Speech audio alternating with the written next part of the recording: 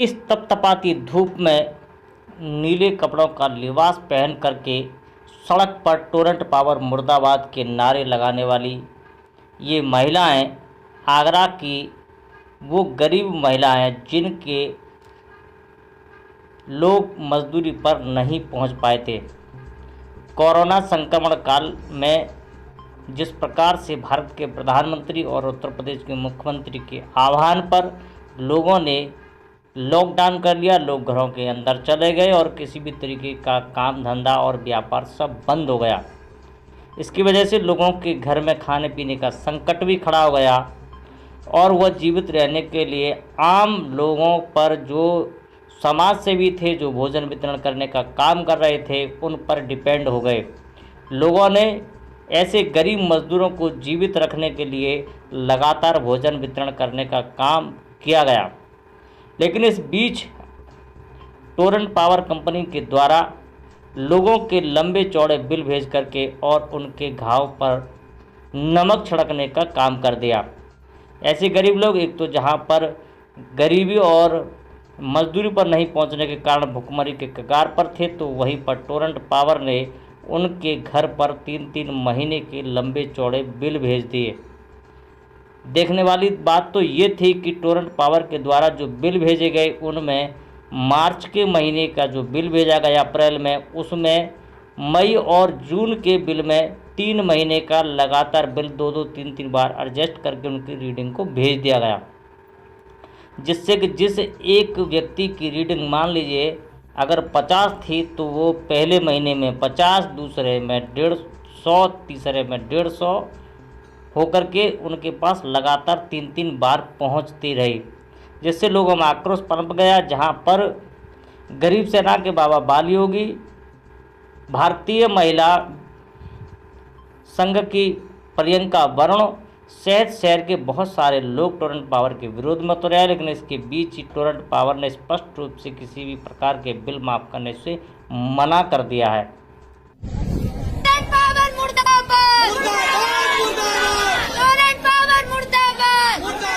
इससे भी ज़्यादा शर्मनाक बात यह है कि ये गरीब मजदूर लोग अपने बिजली के बिलों को माफ़ कराने की मांग को लेकर के जब टोरंट पावर के कार्यालय पर अधिकारियों को ज्ञापन देने पहुंचे, तो टोरंट पावर के अधिकारियों ने ना तो इनका ज्ञापन लिया और ना ही इन्हें किसी प्रकार की सहूलियत देने की घोषणा की। अपितु जिला प्रशासन के इशारे पर आगरा के थाना शाहगंज की पुलिस ने इन पीड़ित लोगों के खिलाफ मुकदमा पंजीकृत कर लिया और इनको जेल भेजने की धमकी भी दे डाली, जिसको लेकर के शहर के सामाजिक संगठनों में और आक्रोश पनप गया और उन्होंने इसी के मध्य कल आगरा के थाना शाहगंज पर एकत्रित होकर के थाने के लोगों से बातचीत करने की कोशिश की, लेकिन थाने पर कोई व्यक्ति नहीं मिल पाया, जो निंदनीय है।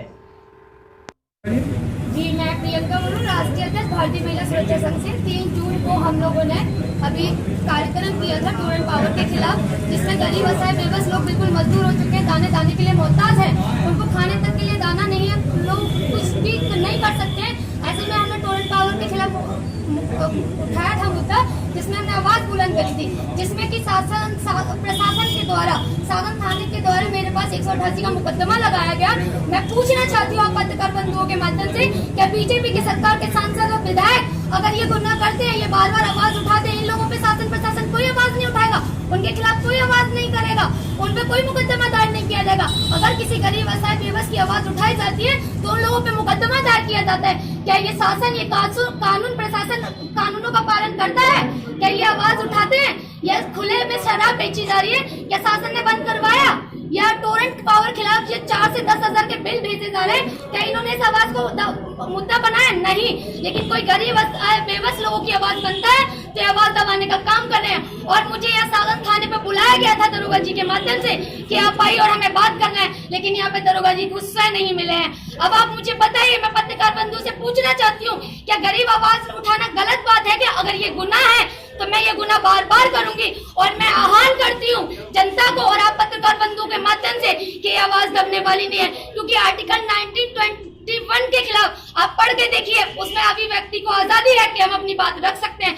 लेकिन टोरंट पावर जो है गरीब असहाय लोगों को, मजदूरों को परेशान कर रहा है, 10 से 20 हजार का बिल बना करके भेज रहे हैं। आज गरीब असहाय मजदूर बेबस लाचार इतना परेशान है कि दाने दाने के लिए मोहताज है। प्रवासी मजदूर मर रहा है, गरीब मर रहे हैं। शासन प्रशासन उस बात पर ध्यान दे रहा है, सरकार उस बात पर ध्यान दे रही है नहीं। लेकिन गरीब अगर आवाज उठाता है तो उस पर मुकदमा ठोके जाते हैं। क्या बीजेपी के सांसद विधायकों पर मुकदमा ठोके जाएंगे? क्या ये कानूनों का पालन कर रहे हैं? नहीं। अगर कानून का कोई भी सिपाही यहाँ पे किसी भी महिला का हाथ तोड़ता है, किसी भी महिला के साथ गलत व्यवहार करता है, क्या उनके खिलाफ आवाज उठाई जाएगी? अगर नहीं किया गया तो मैं भूख हड़ताल करूंगी। और मैं आह्वान करती हूँ कि अगर इन लोगों के भी खिलाफ मुकदमा दायर नहीं किया गया तो मैं भूख हड़ताल करूंगी। इनके भी खिलाफ आप मुकदमा दायर करिए। अगर मैं गलत हूँ तो मेरे खिलाफ मुकदमा दायर करिए। प्रियंका जी, आपने एक इल्जाम लगाया है कि भारतीय जनता पार्टी के सांसद विधायक नियमों का उल्लंघन कर रहे हैं। जी। पुलिस प्रशासन के लोग भी नियमों का उल्लंघन कर रहे हैं। बिल्कुल। अभी आपने कहा कि शराब की दुकानों पर भी नियमों का उल्लंघन हो रहा है, कोई मुकदमा दायर नहीं किया गया। इसके सबूत या इसके खिलाफ आप आवाज उठाएंगी? बिल्कुल, मैं सबूत के साथ आवाज उठाऊंगी। आप शराब के ठेकों पे जाकर देखिए ना, कितना सोशल डिस्टेंसिंग का पालन हो रहा है, कितना फिजिकल डिस्टेंसिंग का पालन हो रहा है। अगर हम ये आवाज बुलंद करते हैं, मास्क के साथ सोशल डिस्टेंसिंग के साथ ध्यान रखते हुए अपनी आवाज उठाते हैं, तो हम गलत कर रहे हैं। सांसद विधायक क्या कर रहे हैं? बीजेपी सरकार जब से शासन में लागू हुई है तब से ये गलत अत्याचार विरोध हो रहा है और कुछ भी नहीं है। आप आगे आपका क्या स्टेप है? आगे का स्टेप ये रहेगा, अगर मैं गलत हूँ तो मेरे खिलाफ एक मुकदमा नहीं 1000 मुकदमा दायर करिए। लेकिन उससे पहले जो गरीब असहाय मजदूरों की आवाज को दबाने का कार्य करेगा, आप उन लोगों पे मुकदमा दायर करिए जो गरीबों की आवाज दबाने का कार्य करे। शासन प्रशासन सरकार बीजेपी के सांसद विधायक टोरेंट पे बिक चुके हैं। टोरेंट से 10 से 20 हजार का बिल बनवाने का काम कर रहे हैं। अगर आप इतने ही हितैषी हैं तो गरीब जनता का सहयोग करिए, उन्हें शासन प्रशासन के साथ रोटी मुहैया कराइए। आपके खिलाफ जो मुकदमा दायर किया है, इसमें आपको किसी की साजिश लगती है? ये बिल्कुल साजिश लगती है। ये शासन प्रशासन की साजिश है, ये सरकार की साजिश है, क्योंकि हमने कोई ऐसा गलत काम नहीं किया है। अगर आवाज उठाना गलत काम है तो मैं रोज करूंगी, भूख हड़ताल पे बैठूंगी। कलेक्टरी पे क्या सावन थाने में भी अगर जरूरत पड़ेगी तो मैं यहाँ भूख हड़ताल करूंगी, लेकिन गरीब आवाज, बेचारे लोगों की आवाज नहीं दबने दूंगी। ठीक है। भारतीय रेलवे किस तेजी के साथ प्रगति के पथ पर दौड़ रही है, इसके कई नमूने अब तक देखे जा चुके हैं। रेल इंजन के मामले में भारत ने डबल पावर हासिल कर लिया है। डबल पावर के इंजन ट्रेनों को खींचते नजर आएंगे। भारत का सबसे शक्तिशाली इंजन 12,000 हॉर्स पावर का है। अत्याधुनिक टेक्नोलॉजी से तैयार किया गया इंजन पूरी तरीके से स्वदेशी है। 12,000 हॉर्स पावर का WAG 12 भी इंजन 2 हिस्सों में है। मेक इन इंडिया के तहत इंजन को बिहार, मधेपुरा, लोको रेल मंत्रालय और अल्स्टॉम मैन्युफैक्चरिंग इंडिया लिमिटेड ने तैयार किया है।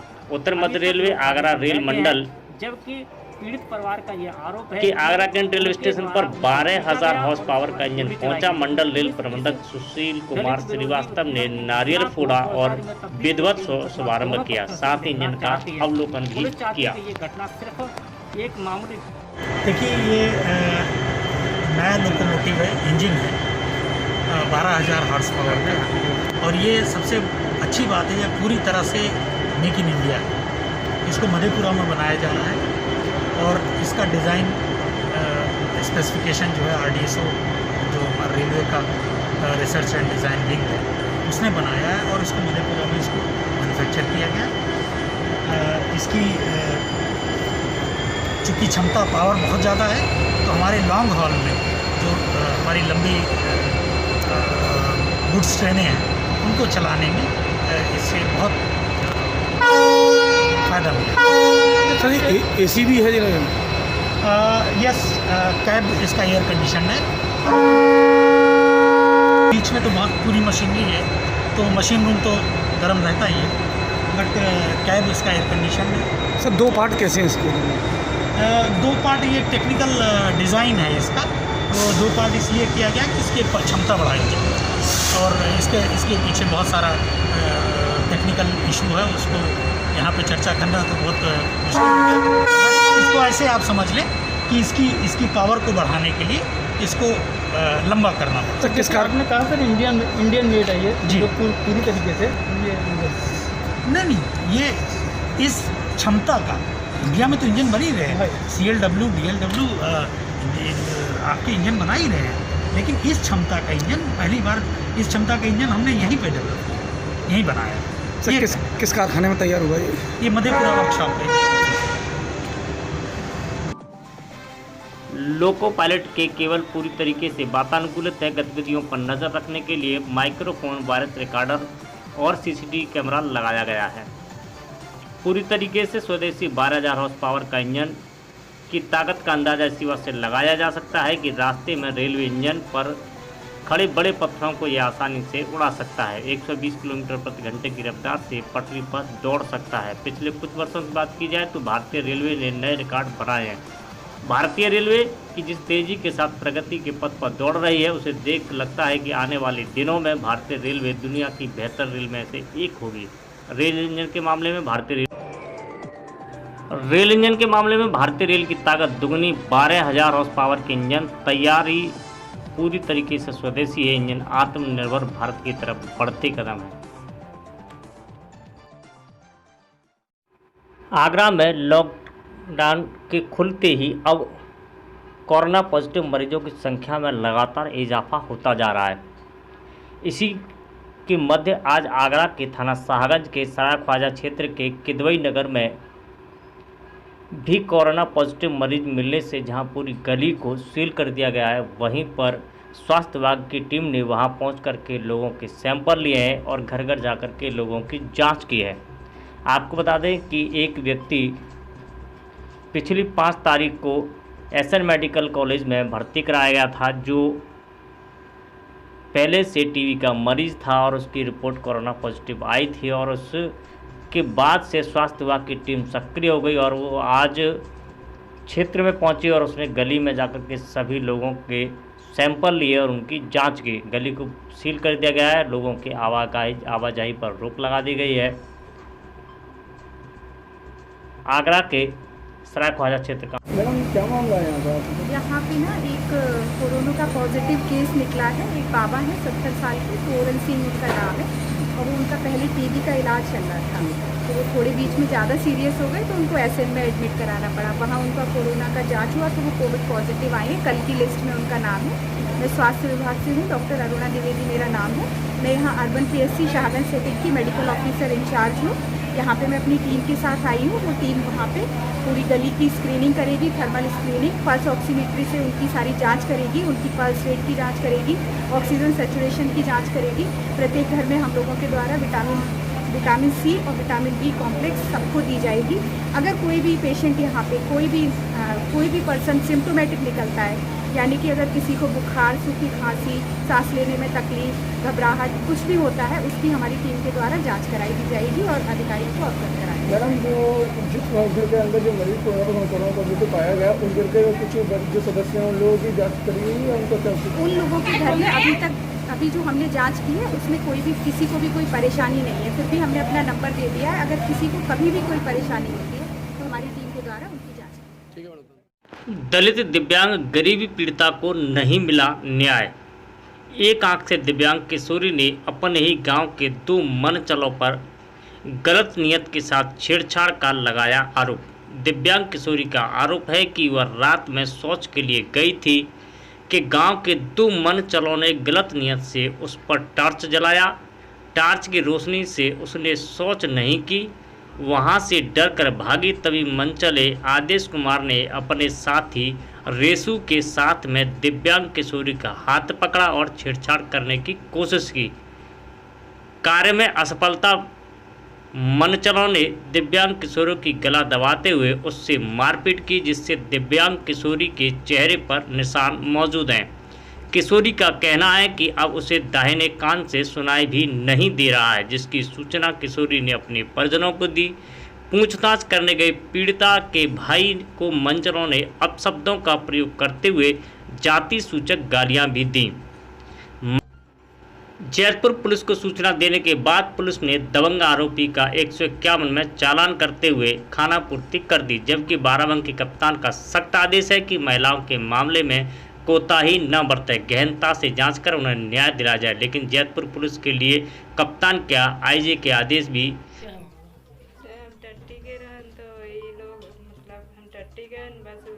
बत्ती लगाए लग बस हम डर के मारे भाग गया। पानी नहीं के हम टट्टी नहीं फिर गला पकड़ी नहीं, हाथ पकड़ी नहीं, सर मारे ने तो कनफटाई से सुनाई नहीं पड़त है और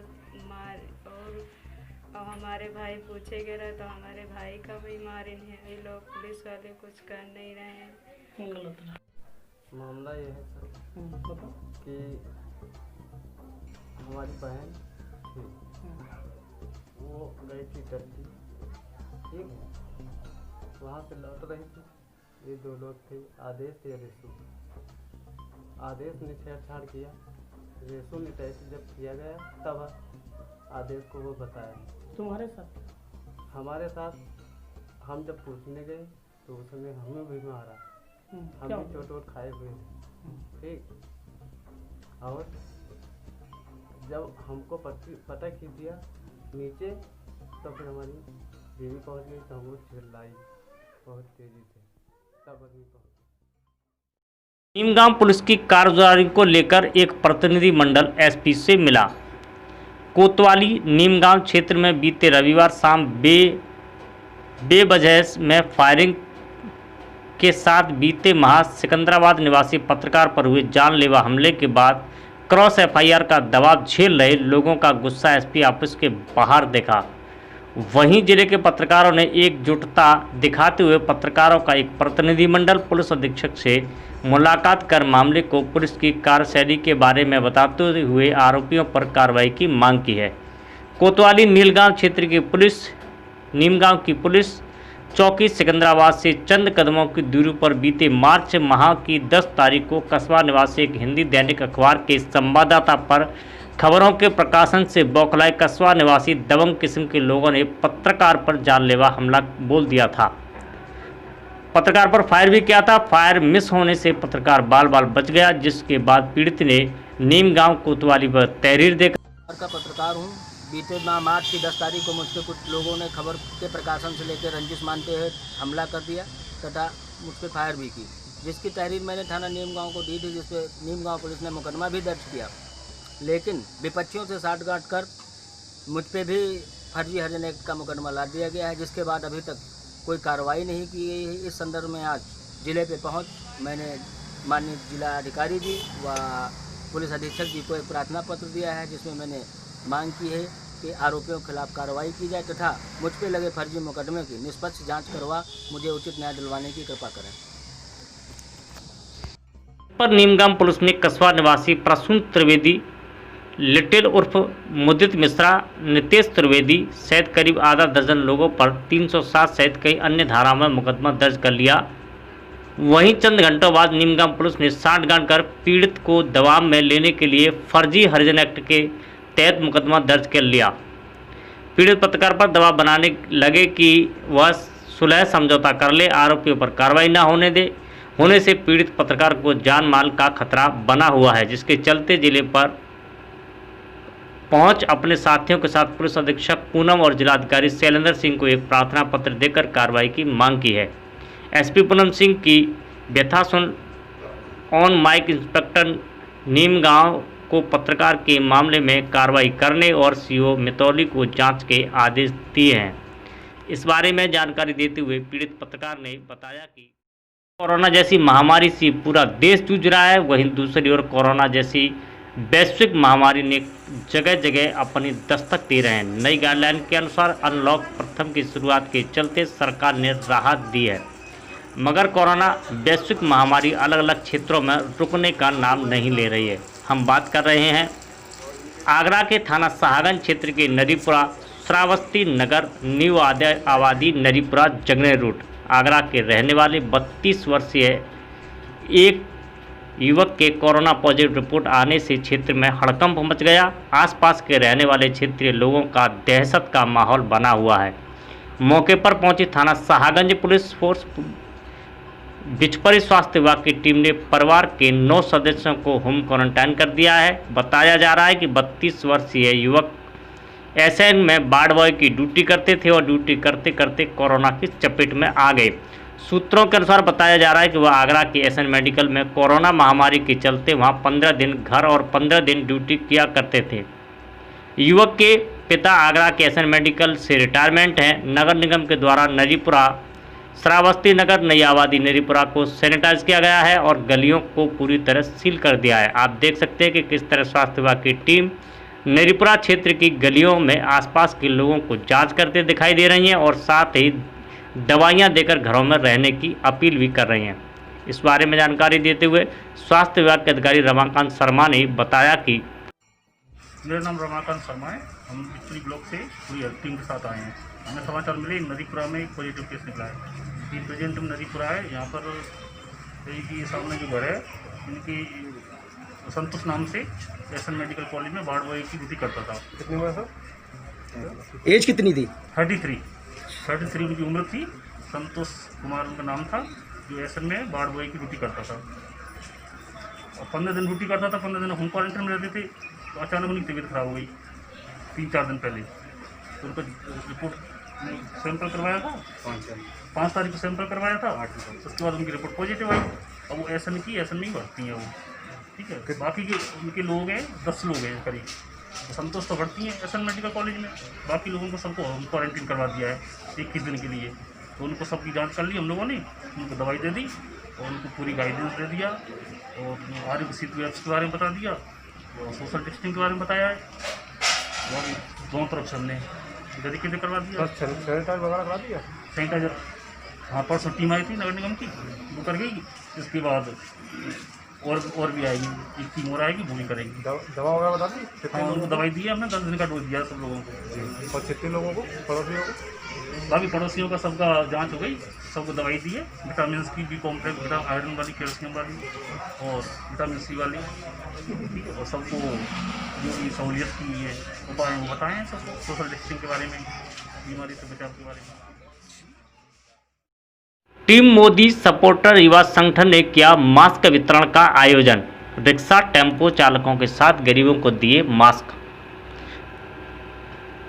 कोरोना वायरस के बारे में भी किया लोगों को जागरूक। कोरोना हारेगा, भारत जीतेगा, वंदे मातरम, जय श्री राम के नारे लगाने वाले ये लोग टीम मोदी युवा संगठन के पदाधिकारी हैं।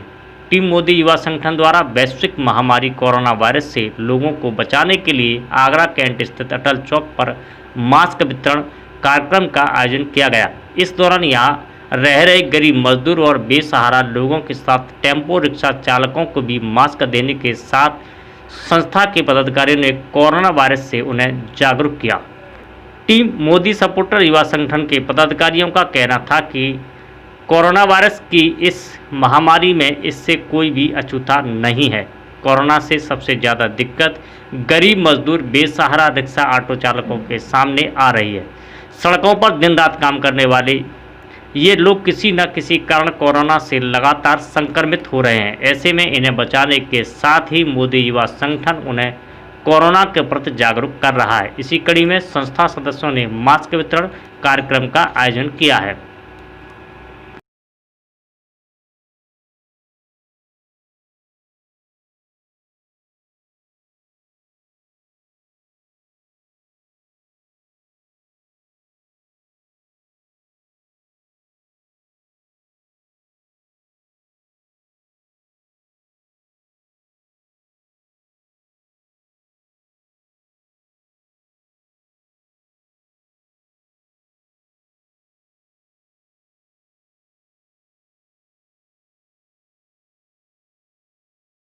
आज आपके मास्क वितरण कर रहे हैं, कहाँ पर कर रहे हैं? ये मास्क वितरण हम अटल चौक आगरा कैंट पर कर रहे हैं। टीम मोदी सपोर्टर संघ के सारे कार्यकर्ताओं के साथ मिलकर। और टीम मोदी सपोर्टर संघ ये संकल्प भी लेता है इसके साथ साथ कि इस कोरोना वैश्विक महामारी के संघ में कभी भी कोई भी कार्यक्रम होगा, सारे टीम मोदी सपोर्टर संघ उनके साथ हैं।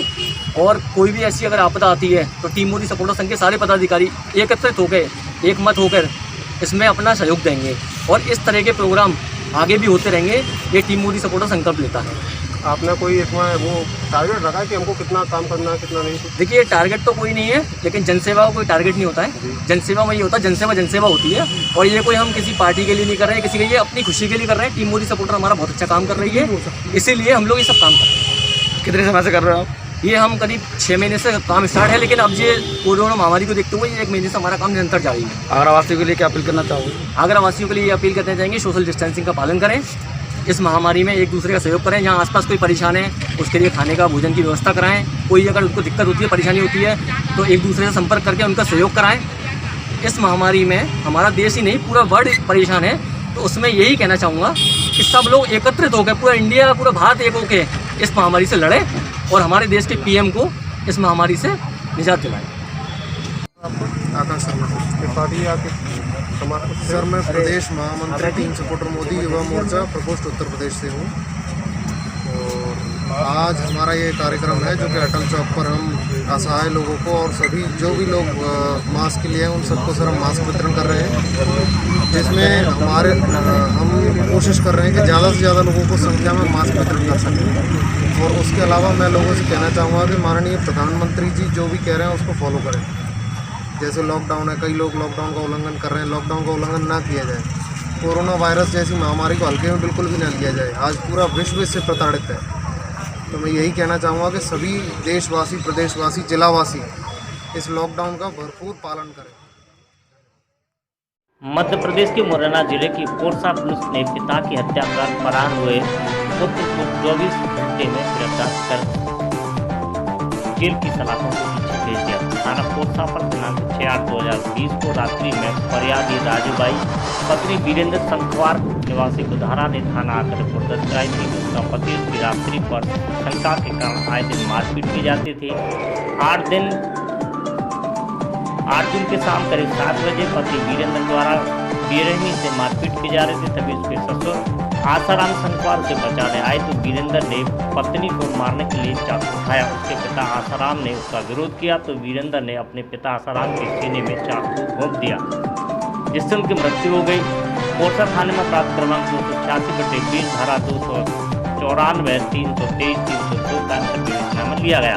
पुलिस अधीक्षक आसिफ यादव, अतिरिक्त पुलिस अधीक्षक हंसराज और एसडीओपी अवनीश बंसल के निर्देशन में थाना पोरसा पर थाना प्रभारी अतुल सिंह शुरू की गिरफ्तारी के लिए मेहनत की। 24 घंटे में सब इंस्पेक्टर पवन सिंह भदौरिया की टीम ने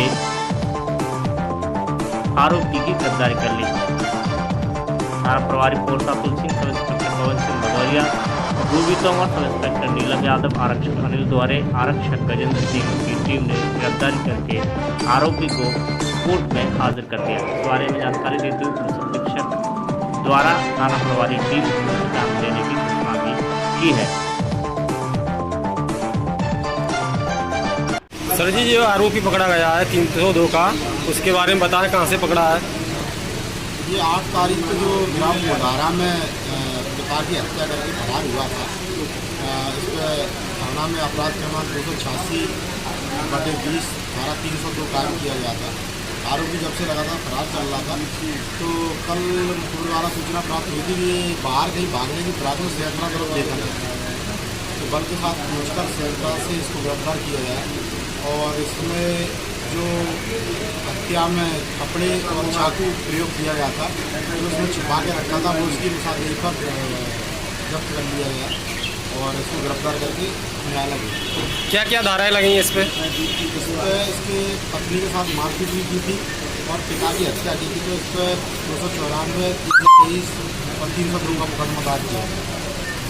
इसमें बच्चे, इसके स्वयं के बच्चे गवाही में थे, तो उनके न्यायालय में दफन करा दिए गए और अभी जेल पहुँचा गए।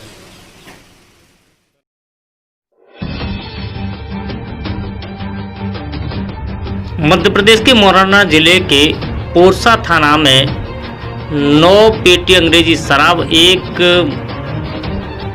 कीमती करीब 1 लाख रुपए की आरोपी को किया गिरफ्तार। पुलिस अधीक्षक आसिफ यादव, पुलिस अतिरिक्त अधीक्षक हंसराज के नेतृत्व में जिले में अवैध शराब की गतिविधियों पर अंकुश लगाने हेतु प्रभावी कार्रवाई के निर्देश प्राप्त हुए थे।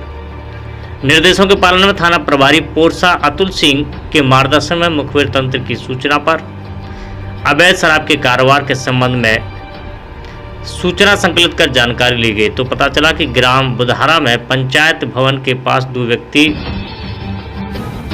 शराब लेकर कहीं जाने की फिराक में थे।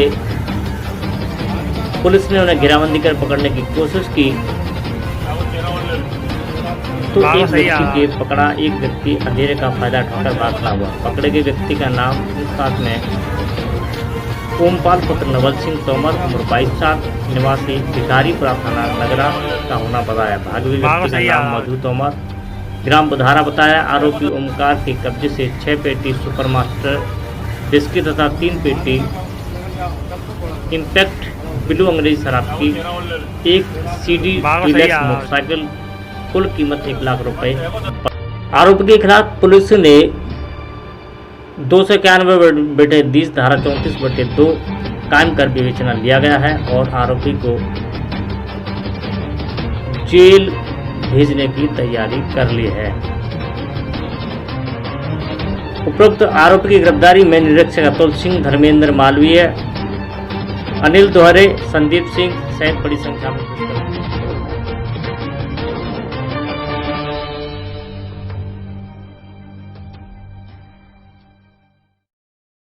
महाविद्यालय का किराया किया फर्जी बैनामा। भूमाफिया दबंग महाविद्यालय की जमीन एवं विद्यालय पर कब्जा करने की फिराक में। मथुरा शासन व पुलिस प्रशासन ने अभी तक माफियाओं के खिलाफ नहीं की कोई कार्रवाई। क्षेत्रीय नागरिकों में भूमाफिया, पुलिस प्रशासन और प्रशासन के खिलाफ आक्रोश। जनपद मथुरा के सिरगढ़ में स्थित वैद्य शिवचरण लाल स्मृति महाविद्यालय की भूमि पर कुछ दबंगों द्वारा फर्जी बैनामा कर अवैध कब्जा करना चाहते हैं, जिसमें प्रबंधक द्वारा बताया कि हमारे द्वारा 27 साल पहले बैनामा कराया गया था, साथ ही साथ पूरे खेत की बाउंड्री वॉल भी कराई थी, जिसको महाविद्यालय बनने से पहले हमने 2011 में महाविद्यालय की शिक्षा समिति को दान दे दी थी। हेमराज विकल पुत्र करतार सिंह, भानु प्रताप विकल पुत्र करतार सिंह द्वारा 420 करते हुए एक फर्जी बैनामा तैयार कर महाविद्यालय की भूमि पर बाउंड्री तैयार तोड़कर कब्जा करना चाहते हैं, जिसकी शिकायत महाविद्यालय के प्रबंधक ने शासन प्रशासन में कर दी है, मगर शासन प्रशासन द्वारा अभी तक कोई कार्रवाई नहीं की गई है। वहीं महाविद्यालय के प्रबंधक द्वारा फर्जी तरीके से कराए गए बैनामा को नष्ट करने की मांग भी की है। प्रबंधक द्वारा बताया गया है कि मुझे और मेरे परिवार को डराया धमकाया जा रहा है और अगर मेरे साथ मेरे परिवार के साथ कोई घटना घटित होती है तो उसके लिए DRSS के प्रबंधक और उसका भाई और उसके परिजन जिम्मेदार होंगे। यह है वैद्य शिवचरण लाल स्मृति महाविद्यालय से विद्या शिक्षा समिति द्वारा संचालित महाविद्यालय यहाँ स्थित है। मैं प्रबंधक मुरारी लाल जी का सुपुत्र हूँ। यहाँ पर ये हमारा 27 साल पुराना बैनामा है इस खेत का। इसे हम 2011 में महाविद्यालय के नाम दान कर चुके हैं। हम महाविद्यालय स्थित है, यह क्षेत्र का एकमात्र महाविद्यालय है। यहाँ पर कुछ लोगों ने अवैध रूप से बैनामा करा के दूसरी तरफ का बैनामा करा के हमारे खेत पे कब्जा करना चाहते हैं, जबकि ये महाविद्यालय की भूमि पे कब्जा करना चाहते हैं। इसमें बाउंड्री लगी हुई है पूरी, हमारी 20-25 साल पुरानी करीब बाउंड्री है ये। और 2011 से महाविद्यालय 2012 से महाविद्यालय संचालित है। यहाँ पे 2001 से इस जगह में ITI संचालित है हमारी। कौन लोग हैं वो? वह DRSS मॉडर्न पब्लिक स्कूल के प्रबंधक भानु प्रताप सिंह एवं उनके बड़े भाई हेमराज सिंह हैं। वो जबरदस्ती कब्जा करना चाहते हैं और वह मारपीट करने पर भी उतारू हो जाते हैं और धमकी दे रहे हैं हमारी बाउंड्री तोड़ने की। हमने प्रशासन के पास एप्लीकेशन दिया, हमने SDM महोदय को एप्लीकेशन दिया है, हमने थानाध्यक्ष महोदय को भी एप्लीकेशन दिया है, हमने मुख्यमंत्री महोदय को भी एप्लीकेशन दिया है, DM साहब को भी दिया है, हमने SSP महोदय को भी दिया है। हम प्रशासन से गुहार लगा रहे हैं कि हमारे महाविद्यालय की बाउंड्री की और हमारे लोगों की रक्षा की जाए। हमारा परिवार भयभीत है इन लोगों से। ये लोग हमें मारने पीटने की धमकी भी दे रहे हैं और हमें अपनी जान का खतरा है। हमारी रक्षा की जाए। हमारा प्रशासन से अनुरोध है हाथ जोड़ के कि हमारी जान की रक्षा की जाए। हम लोग सीधे साधे सच्चे लोग हैं, हम कोई लड़ाई झगड़ा नहीं करना चाहते। हम पे जबरदस्ती जगह का कब्जा करना चाहते हैं। हमारी जगह की रक्षा की जाए, महाविद्यालय की भूमि की रक्षा की जाए।